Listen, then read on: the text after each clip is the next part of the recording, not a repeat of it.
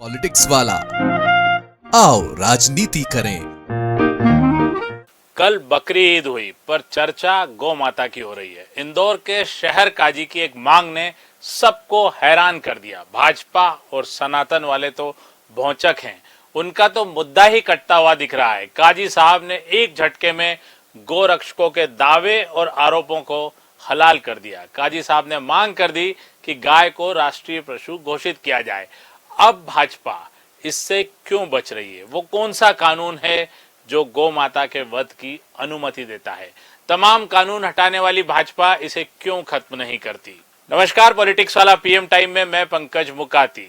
गोवंश को लेकर एक बार फिर चर्चा तेज है। इसको तीन मामलों से समझिए। ईद के पहले हिंदूवादियों ने मोर्चा खोला कि इस बार ईद पर गोवंश नहीं कटने देंगे।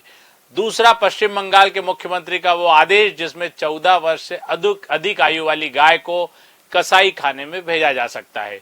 तीसरा, इंदौर के शहर काजी इशरत अली की गौ माता को राष्ट्रीय पशु घोषित करने की मांग। अब इनको समझिए, बात बिल्कुल सही है। जब गाय को हम माता मानते हैं, वो कभी भी क्यों काटी जानी चाहिए? ये सतर्कता सिर्फ ईद पे ही क्यों रखनी है? फिर 14 वर्ष से अधिक उम्र की गाय को काटने के लिए भेजने की अनुमति भी क्यों मिले? क्या माता बुजुर्ग हो जाएगी, अशक्त हो जाएगी, दूध पिलाने लायक नहीं रहेगी तो हम उसे कसाई को सौंप देंगे? ये कैसा माता वाला रिश्ता? ये तो यूज एंड थ्रो जैसा हो गया। जब तक दूध मिलेगा पूजेंगे, फिर काट देंगे। दरअसल अभी ये मामला उठा है पश्चिम बंगाल के मुख्यमंत्री के एक आदेश से। बीजेपी की सरकार होकर ऐसा आदेश, इसे थोड़ा पुराने समय से समझिए। कांग्रेस भी इस मुद्दे को उठा रही है, पर यह मामला कांग्रेस भाजपा से अलग पुराना है।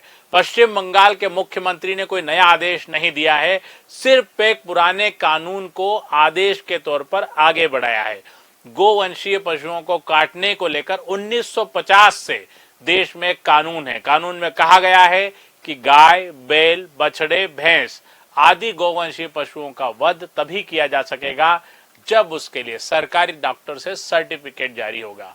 यह इजाजत तभी मिलेगी जब ऐसे पशु की उम्र 14 वर्ष से अधिक हो, वह कोई काम करने के लायक न हो, आगे बच्चा पैदा करने में अयोग्य हो या स्थायी रूप से विकलांग या रोगग्रस्त हो।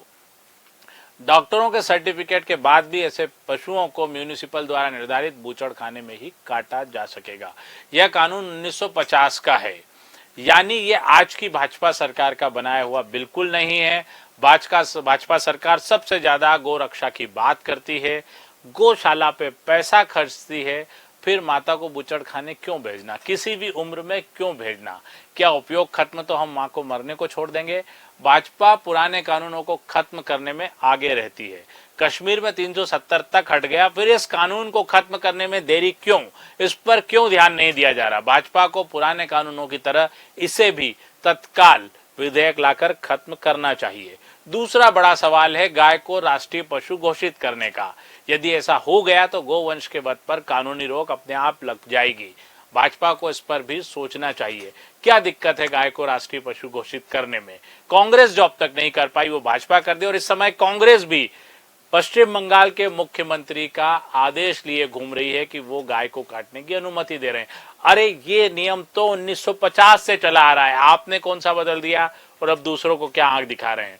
1950 के नियम को देखें तो राज्य में यानी कि मध्य प्रदेश में भी गोवंश को काटने पर कोई अलग से रोक नहीं है, यही कानून लागू है। सवाल हमारे मन में फिर यही है कि गाय से मां जैसा रिश्ता, उससे एक धार्मिक और भावनात्मक लगाव, यह सब क्या इसकी उपयोगिता से जुड़ा हुआ है? क्या जब तक दूध मिले तभी तक मां रहेगी? आज के पॉलिटिक्स वाला में इसी ज्वलंत मुद्दे पर हमने बात की। पूरा वीडियो देखने के लिए शुक्रिया। चैनल को लाइक और सब्सक्राइब करना न भूलें।